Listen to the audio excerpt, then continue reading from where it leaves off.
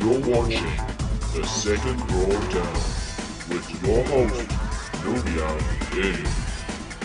This is episode 1, the one you've been waiting for.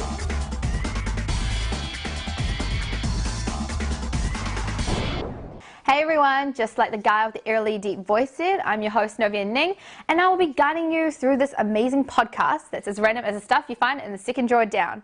Coming up, we've got My Faves featuring the book Twilight by Stephenie Meyer. Then later on, expect our first ever Would You Rather, your chance to raise your voice. But first, to the news. That's right, it's What's Up.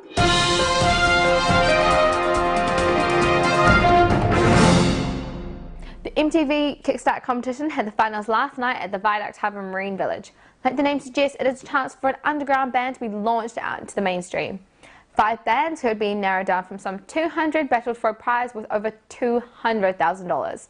This includes $1,000 funding to professionally produce their single and having their music video being played on both MTV New Zealand and MTV Australia.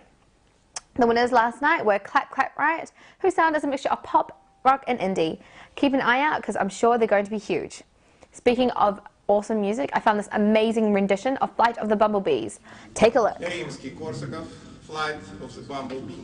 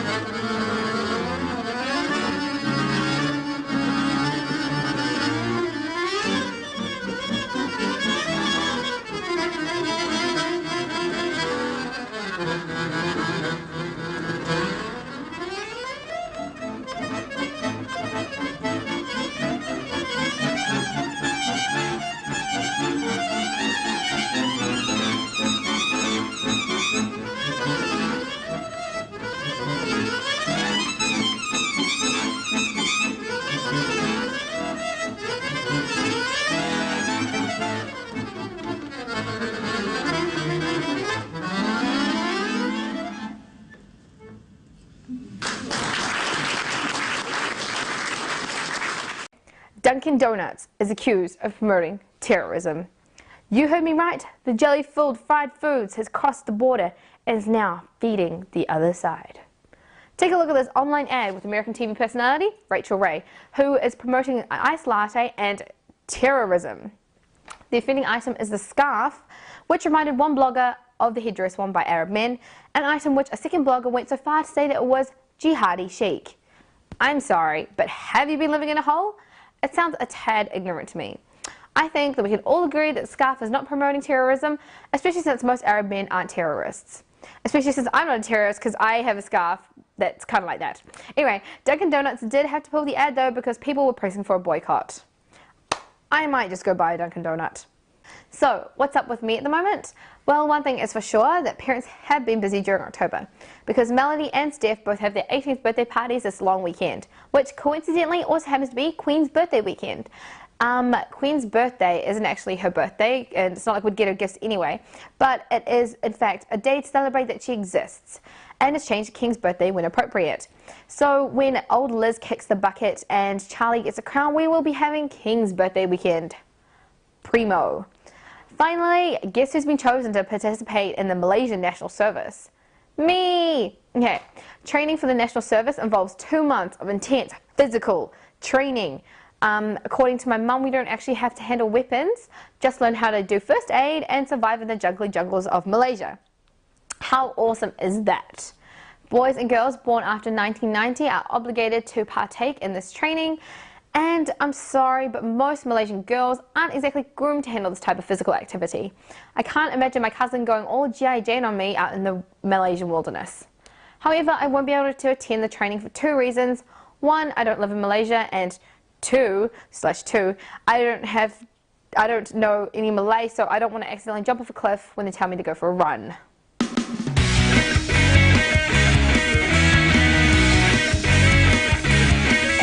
This week, my fave is of the literary variety. It is Twilight by Stephenie Meyer. The story follows the life of 17-year-old Isabella Swan, who goes to live with her father in a small town called Forks, and finds out that the quiet town doesn't have just your average small town folk. Okay, so I don't want to ruin the first couple of chapters of the book, but I can't really tell you about the book without doing so. So, Bella, our heroine, finds herself falling in love with a mysterious boy and soon finds out that he is in fact a vampire. This book was recommended to me by my friends Sophie and Jenny, who are very big fans of this book.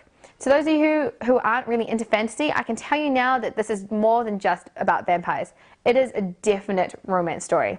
I love how Stephenie Meyer takes your emotions and manipulates them as you follow Bella falling in love with Edward, and the story sucks you in completely.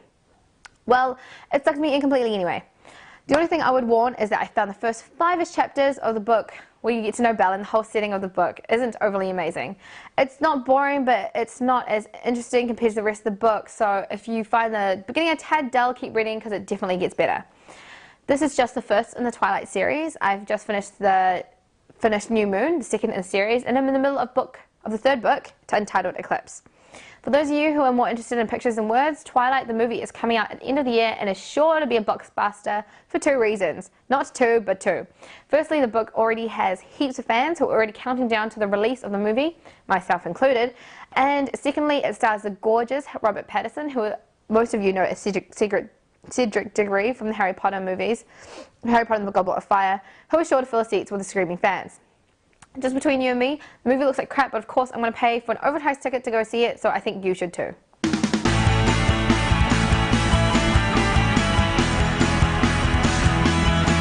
is the point of the show where we get to share what you think. What's inside this squidgy little brain of yours?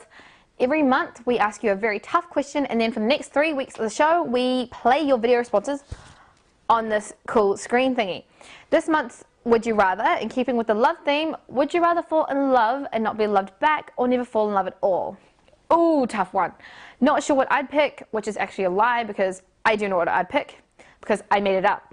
But let's hear what you've got to say. Tell us what would you rather you have and a quick reason why.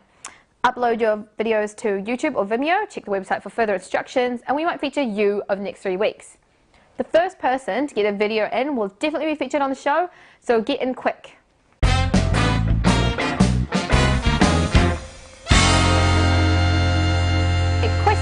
If you lot have any questions about the show, me, or any suggestions about content, then send us an email at this address. The first 3 questions to come to us will be answered on next week's show, as well as the better of the bunch. So, we have come to the end of our show. I hope you enjoyed the very first episode of Second Draw Down. I'm your host, Novia Ng, and I'll catch you next week.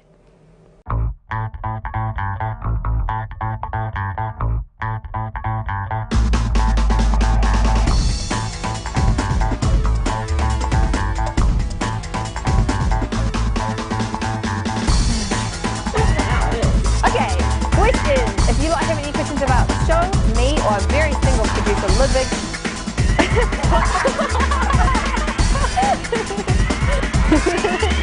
Oh, I'm such a retard. Why is it so weird? Okay. How do you turn